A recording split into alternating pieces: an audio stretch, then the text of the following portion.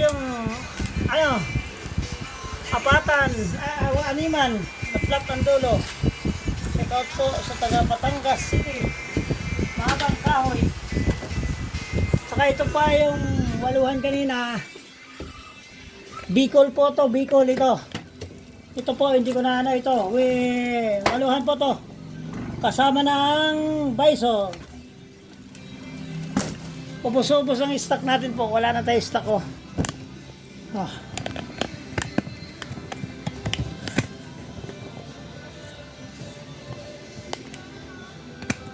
Yan po. Wala na. Tsaka kung sino may gustong magpagawa ng busina, ako sumais ito po. Yan po. Oh, patunogin mo nga diba? At matatapos ko ito. Ayun, mamaya. Order lang po. Tingnan nyo lang sa YouTube channel, sa Facebook page, saka kay Team Milo. Kikita nyo yan. Thank you po.